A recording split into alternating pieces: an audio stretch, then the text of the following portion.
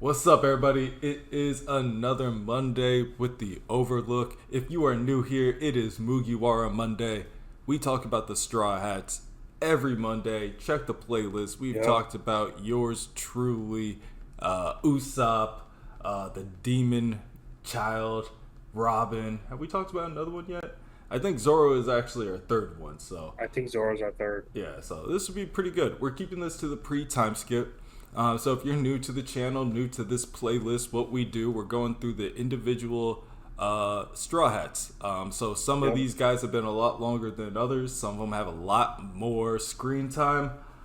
So we just kind of do pre-time skip for the most part right now. When it came to Usopp, when it comes to Zoro, we're doing more fight-centric. We're recounting their fights and, their most memorable moments during those Oh fights. yeah.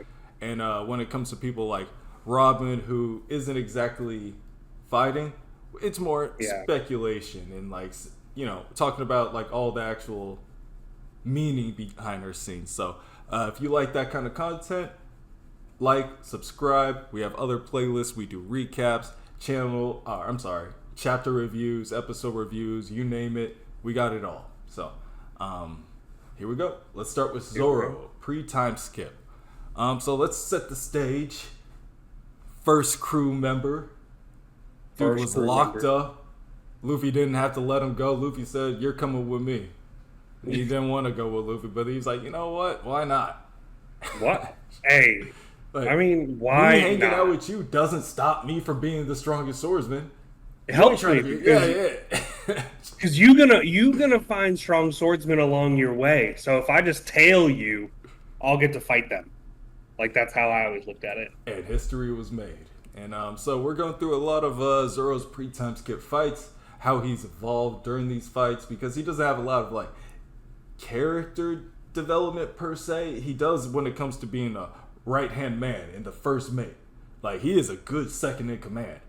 But as Yeah. far as we're gonna flesh out some of these moves. First one, Kuina. The most Kuina. the most notable, the person who he got the sword from her father after, what happened to her. Kuina, she was gonna be a beast. And she I kept being mean, Zoro. let's be honest. She's still alive. Tashigi is definitely Kuina. Or Kuina's cousin. I've always believed that. I mean, they even say it in the manga that they look so much alike, like when they meet each other. So I think she's still around. But Kuina really showed. I like this part because Zoro always thought it would be easier for her because she's a woman, and harder for her because she's a woman. But Zoro never really. He was like, no, don't cop out to that. Like, beat Yeah. me. You're a great swords person. Like, Like beat my ass. you're Yeah. already beating me. Just keep Yeah. beating me. Because if you Exactly. keep beating me, then I have to get better. I have to get stronger. So that helps me get stronger.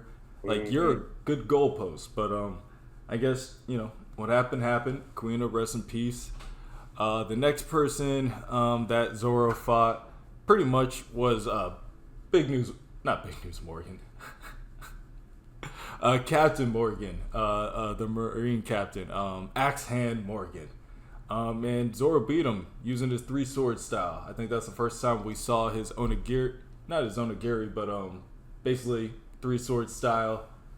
I don't have his move list up. Y'all know the moves, but let's talk about that.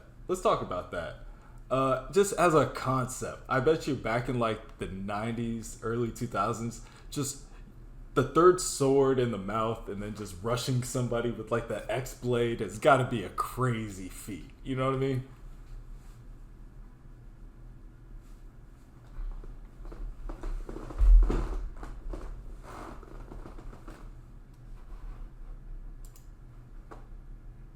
Third sword in the mouth. So that's pretty crazy. But it's I've always been interested with these different sword styles and the sword techniques because you always have like your Aroni Kenshin to use the reverse blade sword, and they just like knocked people out with the dull side. And so like having that interesting, not formal and straightforward swordsman makes it eye catching as well. So I've always liked Zoro. Yeah, and it is his onigiri. Mhm. Or maybe it was just a different move that he used, I guess. But I'm pretty sure he was just spamming that for like the whole East Blue. Yeah, But yeah, yeah, One Piece does. Now they don't have like the choreography of like a Naruto, but it's a different type of choreography, where it's sure. like their swings kind of matter. It looks like they're not doing anything; they're moving a little bit slower, but it's just the hits matter more. The next fight that he had in the East Blue Saga was Buggy, His natural enemy. yeah, and Natural Weakness. Yeah. Um, So he but loses this because I mean, it's just not his fight. That's not a good opponent for Zoro. It's Buggy. That's not how Buggy dies. It's tough. it's kind of It's a funny tough that the fight. two people that Zoro actually lost to in the East Blue Saga was a Warlord and a Yonko.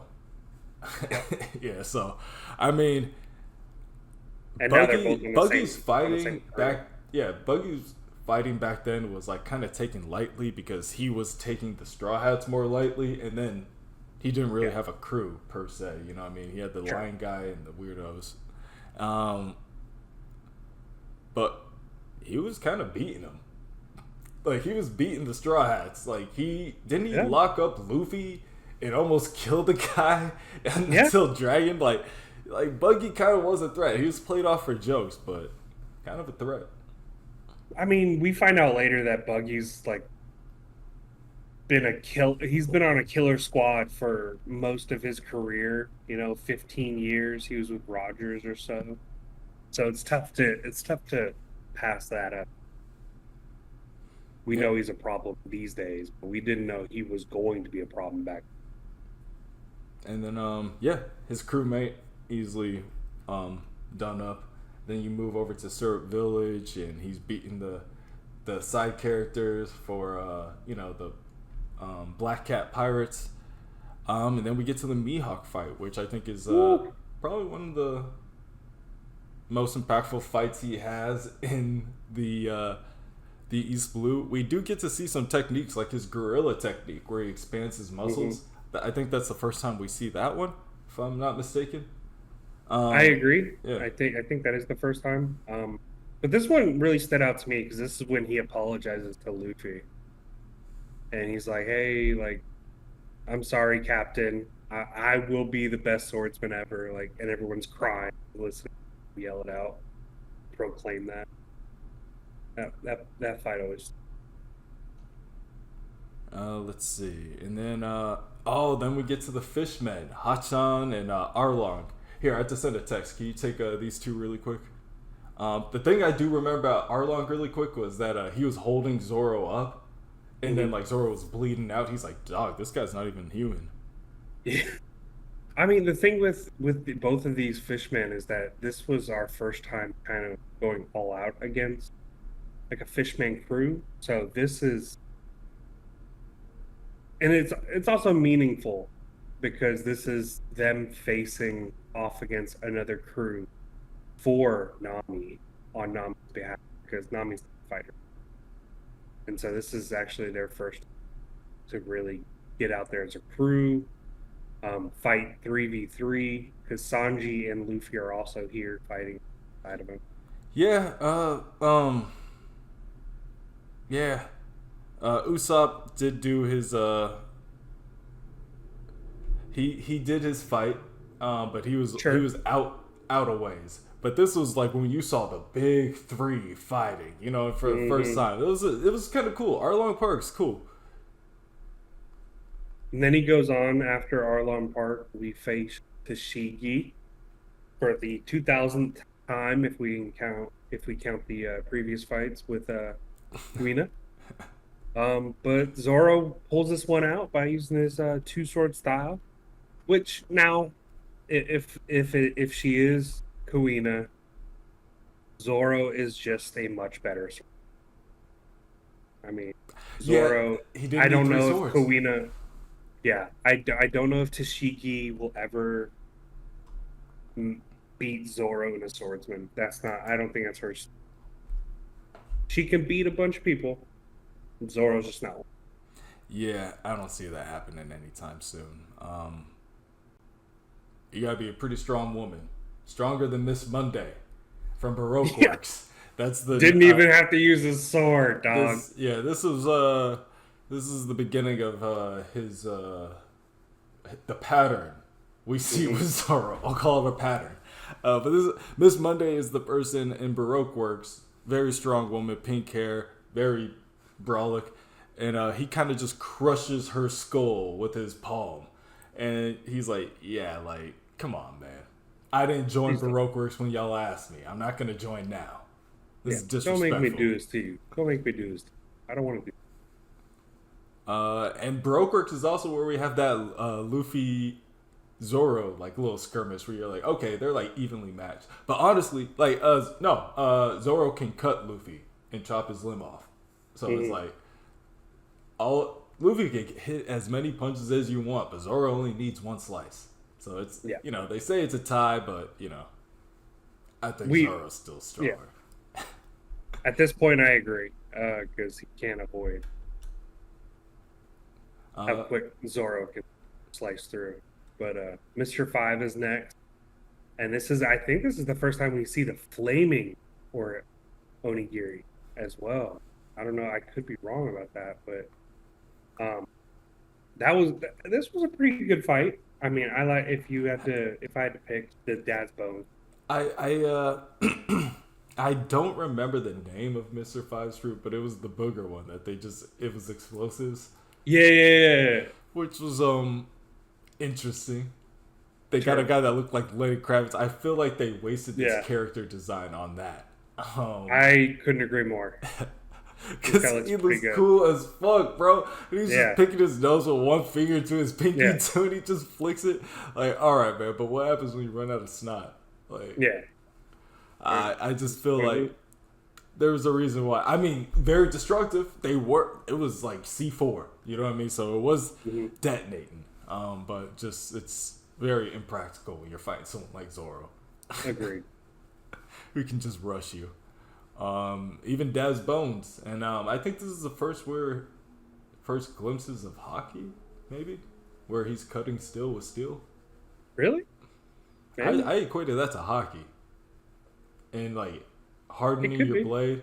Like he's like, I gotta harden my blade. It's like, okay, like you're infusing just a very very low level, a minuscule level, which just so happens to be more than Dad's Bones was using. Is how I Yeah. rationalize it.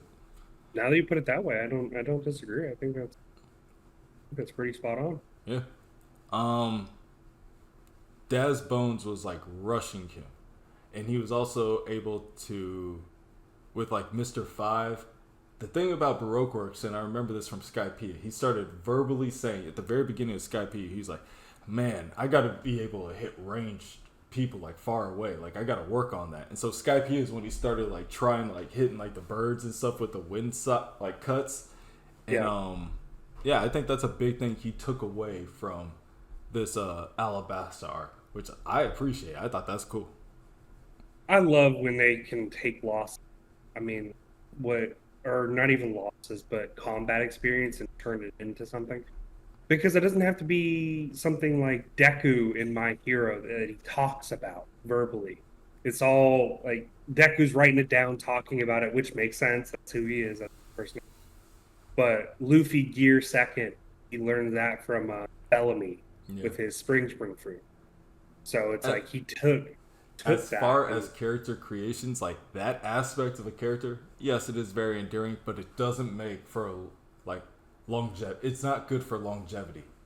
ooh, I'm sorry. Like Deku, like always writing down and always Sure, being so mental because it's like you're following his thoughts too much. Like there's nothing you can't guess anything because he always tells no, you yeah, his thoughts. Like with Luffy, yeah, like Zoro, and all these like characters, you're like, what are they doing? Like sure, what is the plan? But it's like with now I'm a fan of I'm not gonna shit on My Hero. I just think one of the reasons why it can't last as long as a show like One Piece or a story like One Piece is like Deku the character isn't made for longevity. It's more of like this is sure, my story. This is how we get to it. But yeah, that being said, you know, moving on to Zoro. yeah. Let's go to his own fight, Skypiea fight. How do you feel about the Skypiea fights for like Zoro? I liked it because I've always liked the idea of the light of lightning being caught by the swords because you've seen like lightning blades in other animes, and I thought this was an opportunity for like electrified swords. But he uses the 108-pound cannon on Ohm and beats him. I didn't expect him to even put up much of a fight against Enel, which Enel wins that. So I wasn't shocked, which as a as a Zoro dick rider, it's kind of Yeah, and yeah, I mean, he's just a guy. You know what I yeah. mean? If like a guy could have bought like a fought like Enel and won, like they would have won because they had plenty of like commando soldiers. But like the 108, see, they call it pound right here, but they also call it like caliber. You know what I mean? Like the Yeah. 108 caliber Phoenix is like I think that is the. I'm looking up like a quick video, make sure this is the one I'm thinking of. But yeah, like he holds one sword, and this is the one where he like, yeah, his first like official like range attack, where it's like what's happening right now is like Brahm has like this. You remember how they were making those cloud slides and like they could make those like tangible clouds they could like walk and slide on and stuff. Yeah. He made Yeah, like yeah. this slide where he's shooting down at Zoro, and Zoro's just like standing there, and then he uses his first like 108 caliber Phoenix cannon or whatever, and it's like his first like air cannon. They have those kind of moves in I always bring up fucking Elden Ring. They have that move in Elden Ring too, where you just like air hit. Oh but, yeah, yeah, yeah. Yeah. But Like the wind scythe you were talking about. yeah, but just perfect move, perfect development. He brings it up. That's the thing I love about like Zoro, Luffy too. But like Zoro is like he'll bring up a flaw in his fighting, and by the end of the arc, he's gonna fix that flaw in his fighting. Like he's like, no. I'm bringing, and these arcs are like one day. These arcs are like a day and a half. He's like, no, I can figure this out. Like moving over to like Lucci and that this shit was like 2 days, where they took Robin. So I mean, they first fight like CP9, and it could be a thing where they're caught off guard if they're not familiar with like all the powers. They can't have time to digest it, but where they all try to fight Lucci in that building, and Lucci just kind of beats them all. And Which now that Egghead's over, he didn't even put the bandana on or use the third sword. yeah, And I would say that, Zoro kind of held Lucci at bay pretty easily. and Lucci said he was holding Zoro at bay, but it's like, but I don't need to be over there. Yeah, exactly. You just trying to fight me. I'm just trying to make I'm it watching the island. the ship right here. You know? Yeah. But anyways. But yeah, like that'd that was a big moment where it's like Zoro loses, Luffy loses and gets stuck in between those buildings. They take Robin, like it's raining, it's storming. But eventually they all get together. You hear the drums, you hear the little trumpets. They get the crew together with all the mermaids and the frogs and all the people, and they hit the train. And the first person we run into is T-Bone. Rest in peace. R.I.P., bro. Rest in peace, T-Bone. He couldn't have happened to a worse Marine, dog. He was out there at Water 7 during Laguna, whatever, the biggest fucking hurricane ever. He's out there standing on the tracks, being like, I'm gonna just have to handle this. Yo, I'm gonna have to handle this. And Zoro kind of just knocks him in the water. Yeah. It was and I thought he was dead. I thought he had a devil fruit, but I guess I got him confused with the Ash guy. You know what I mean? Sure. But yeah, he's just like laying out in the water. So who knows how they found T-Bone out there laying in the water? Because number one, a hurricane's going off. Number two, two sea trains are blasting past you. Like, there's no ships out there. You know what I'm saying? None. So shout out to him for an untimely death, I guess. But I think obviously the most important fight for Zoro and the whole like Water 7 Enies Lobby arc is Kaku. This is where we see a lot. I think the Rostramon is what he calls it, where he has the multiple arms. Ashura. Ashura. Yeah. Ashura. Yeah, where he has the Spider-Man arms, basically. Yep. Which always confused me because it's like, do you have 9 swords now? Is it just those 3 swords multiplied? Yeah, because he also has 3 heads, and so it's 3 like, heads. yeah. Or is he just moving so fast that it just looks like that? I don't know. I think it's a fast thing that he looks like that. Okay. Which actually just means that he's just sitting there like Just spinning. Just spinning, dog. That's all he's doing. Yo. But Lucci also said to Luffy, when they were fighting, he's like, these aren't actual punches, they're after images. You're only punching me sometimes and hoping I dodge the after images so you can punch me. And then that's when he just started just punching him with every fucking hit. But I guess it's the same. I don't think he physically is growing more arms, but I guess he's like moving quickly. Sure. But I mean, that would just lose some of the like mystique of Zoro. Yeah, I agree. I don't know. Spazzing. I don't know what. Yeah. But this was I think this was the first fight that we were like, oh shit, Zoro's in trouble. Like when he was fighting Enel, when he was fighting the people on Skypiea, when he fought like Aokiji for a little bit, and obviously like right before this, like Kaku and Zoro was like the longest Zoro fight we had, I think, time span wise. He went through like the 2-on-2 fight with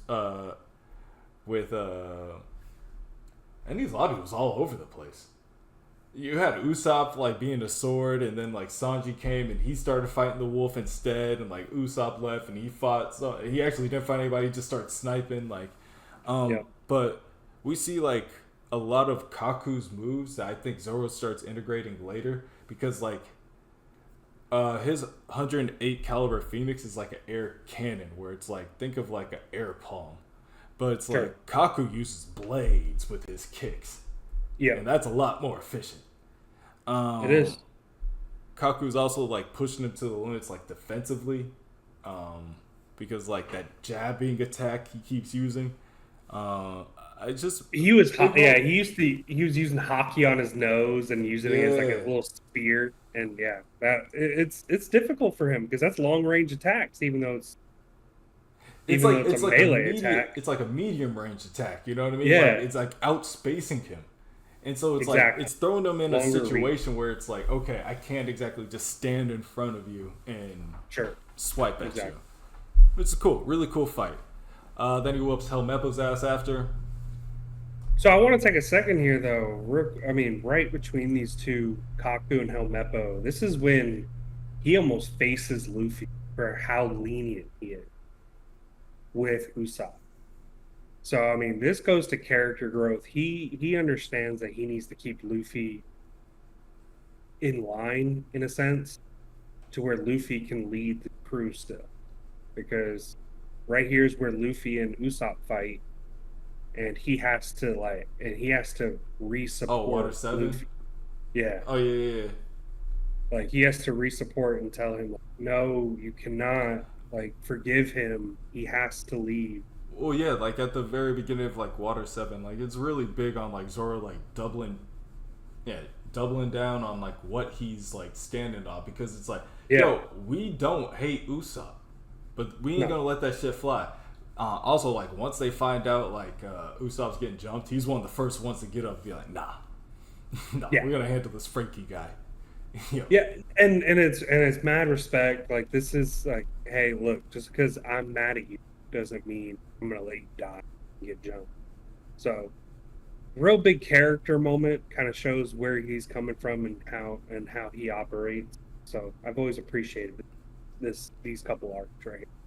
Oh, another week, another mention of the live action. We're getting a lot of season 2 news. It's gonna be all the way up to Alabasta. They already got their VVs and everybody. Whoa. Yeah. Big. But Helmeppo at the end of season 1. When Garp's asking him like, "What do you want?" And he's like, I want to be a great swordsman to show. What? I want to show Zoro he's not the only one that can use swords. Okay, I'm like, okay. is that why Helmeppo has those two swords? I'm like, I never understood the reasoning behind Helmeppo's swords. Not that he uses them, but I'm like, he has them, you know what I mean? So I'm like, why does Helmeppo choose to use two swords like that? But I guess he was inspired. Hate is inspiration, I guess. He was inspired 100%. by Zoro. Law is a great example of that. Hate is a good training tool. Hell yeah. I do. I really hope. Oh, what, Law? No, I hope we don't get a Helmeppo arc, because that would. I don't think so. I think Helmeppo... I have so many more characters that I care more about than a Helmeppo, and that's their fault. They didn't make me care for him. Well, that's the thing. We know everything about Helmeppo. I guess that's true. And I think let's say Kobe's the new Garp, right? That means Helmeppo's the new Bogart. Not Bogart. Sengoku? No, his right hand man. The goat? Bogart? Either way. The guy with the fedora? Yeah, with the fedora. But he don't... I think it's Bogart. Yeah, he don't talk. He don't do nothing, really. He says, like, maybe one or two words, maybe every 700 chapters. And so it's like, Helmeppo, you're just going to be that. You're just going to be the guy that, hey, look, you got the visor on, people can't see your eyes, you got the two swords. Stand there and look cool, because don't talk. I love a guy, Crimson Chin. Do not talk. But we're moving on to Thriller Bark, and if you guys are interested in Thriller Bark, definitely check out our last video where we talked about the possibilities of Thriller Bark being a part of God Valley. After we went over the information in that video, I wholeheartedly believe it. And speaking of one of the reasons is just he's got a lot of zombies of people that were there. Ryuma wasn't there. We know he grave robbed him. But let's talk about this Ryuma fight. He gets a new sword. Ryuma gets a little bit of closure. We get these leaks to Wano, and this is back in like 2007. Really? Yeah. That's crazy. So, for those of you who are newer to the channel, Corey, and CJ. CJ's not here with us today, but Corey and CJ have been watching One Piece basically since the beginning. I don't know. I started in like 2010. 2010? Yeah. Okay, so like 10 years back. Chris started like 4 years ago. Oh, really? Mm-hmm. Oh, okay. Maybe I was wrong. I thought you guys were. I don't know. I've just been watching since like 2010, but like I know the timestamp because Doflamingo happened in 2015, like Gear 4th, and I know what I was doing in 2015, so I make everything relative to that. And I know Marineford happened in 2011 because that was a big Naruto year. I think that was the pain arc. Gotcha. Oh, okay. Heck yeah. Well, I just been watching this since like last year, so I had to jump in. So a lot of this stuff is tough to like kind of fathom that we were talking about Wano in 2007, 8, and we finally got there in like 2018. He was always like, "Yeah, Wano's right around the corner. Wano's right around the corner." Like 14 years later, we're in Dressrosa, and he's like, "Wano's right around the corner. We just gotta do some stuff before Wano. I promise." But the Ryuma fight, he grows as a swordsman. He gets his third sword back, so he can now use all of his techniques that he's been perfecting. It is a cursed blade, so it comes with that kind of weight. Gives him links to his heritage back in Wano. It's a really big arc for Zoro, without it being a big arc for Zoro. Like, and the thing is, Ryuma is like the character from his one shot. This is the guy from Oda's like original like story where he's like slaying dragons and stuff, and Ryuma was a character that got washed. So he's like, oh, I'll just put him in One Piece. Really? Yeah. And so Ryuma's a tight name. Yeah, you know that. Oh yeah, you were talking about they animated it a little while ago. What? The One Piece story with Ryuma. Oh no! What are you talking? I'm so sorry. Yeah, his original story, I forget what it was called, but they made it Oh, into a Monster Dragon Hunter or whatever it was. some. No, Dragon Hunter is that is that's Akira Toriyama. But here, actually, Oda Ryuma one shot monsters. Monster. Yeah, Oh, I was thinking monsters. Monster Hunter, but I was just that's the video. Yeah. But yeah, monsters. So that was like his original like story, and he had to scrap a lot of that to make One Piece because they said no. But he's like, I'm still gonna put the character in I'm here. just gonna do it anyway. Yeah, Yeah. and so that's who Ryuma was. He was just a, and the thing is, you could have all of Thriller Bark and not have Ryuma. He has no real significance. True. And then I think this is my favorite part of Thriller Bark because this is something we have never seen before or really since Straw Hats all working together to fight Oars with like team attacks and plans and tactics. That was a really fun fight. And I mean, it comes to light that it's not enough because they get washed by him. That's true. But then Nightmare Luffy comes. Yeah, yeah, yeah. That's very Nightmare, true. That's very true. But Nightmare Luffy was crazy. no, wait. But they lost the whole Nightmare Luffy thing in like yeah, they lost that, right? And then what happened was like they had to use a team attack, like they had to chain him up. They had to like freeze his legs so he could slip, and then Sanji would kick the like giant chain to like get his spine straight. Remember they had to like prep that up for Luffy to use Gear Third, and basically break the man's spine. Yeah. You know, and then go see his kid 2 weeks later.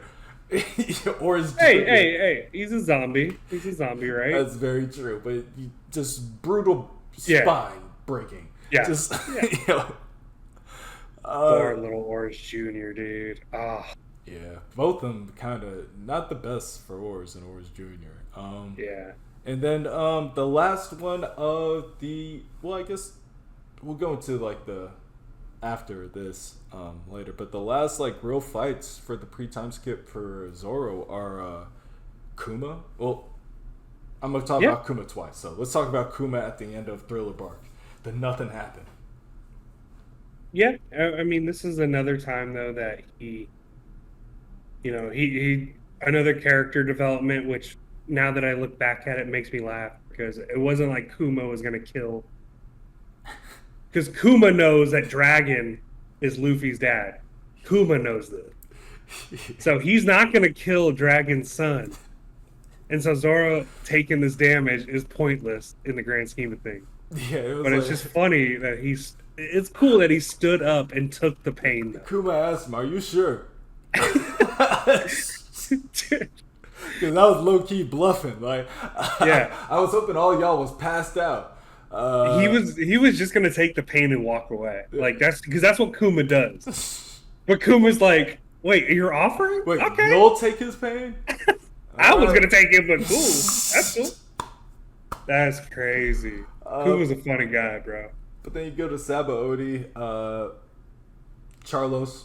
He's about to cut Charlos up before Luffy punches him, to kind of just show that Luffy and Zoro are the same. Like everybody's bowing to the celestial dragons, and Zoro's like, "What are you doing? What you looking for directions or something?" Which is crazy thing for Zoro to say to anybody, let alone a celestial dragon. But then the dude tried to shoot Zoro. Zoro dodging bullets. It was about to cut him up, and then Bonnie saved him. That was the first time, and then Bonnie's like crying and like pretend like you're my dad, like, and you found me, like. Shout out Bonnie, way back in Sabaody, saving Zoro's life.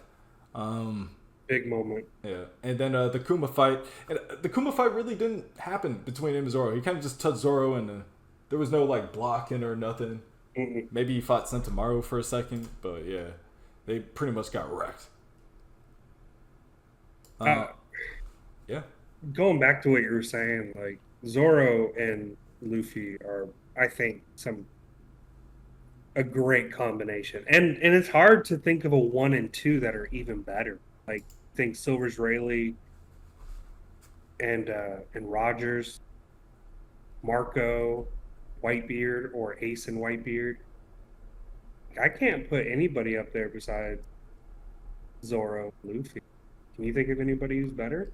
Like a Who's like, 1-2 that just like work yeah, together like that too. Like, and Zoro be calling out Luffy like, this is exactly. more post time skip, but he's like, hey man, remember where you are. Your fucking UFO abilities. Like, what are we doing, bro? Like, get serious. Like in this latest chapter, 1124, he's calling Luffy out for crying over an old man. Like he's like, dude, you're an emperor now. You can't be crying over old men. Yeah. But I think this is uh I think this is like one of those things where it's like he's always been more serious. sure, Well, actually, in the very beginning, like Zoro was like laughing a lot more. Like he was joking around a lot in the very beginning arcs. Um, but then he found that this was getting serious, and he gave like Luffy like time, and then Luffy didn't exactly. live up to it, I guess. Not really. He didn't mature, but well, yeah, or live up to it. It's just he didn't get as serious as Zoro expected him to get after the time skip. He's like, Sure. bro, like I've been training against these killer monkeys and like Mihawk and everything. Like I heard about you watching your brother die right in front of you, and like you're still laughing all the time. Like I get it, but okay, man. Like let's get it Yeah. together. But That may again, be that may be a thing that he has to learn from Luffy, yeah, where it's like, nah, like sometimes you just gotta be happy because life is gonna be shitty either way. Type it's like thing. the Goku Vegeta dynamic, but like Zoro don't hate Luffy Yeah, exactly. on Yeah, any yeah. level. On any level, he's just like, no, that's annoying sometimes, but that's my captain. Yeah. But yeah, we are going to go to where, you know, we're going to go to the giant monkeys and Mihawk training and all that in the post time skip review. So come back for that one. It's been about 35 minutes already, 37 actually. So we went into almost every single fight. Anytime Zoro's picked up a sword, I'm pretty sure we talked about it. So, what do you guys think? Hmm. What is your favorite Zoro ability? Which is your favorite fight from the pre-time skip? Let us know. Check out our other videos in the playlist, in the history. Check out the Thriller Bark video. All that we've been talking. I got a headache. We're out of here. See ya.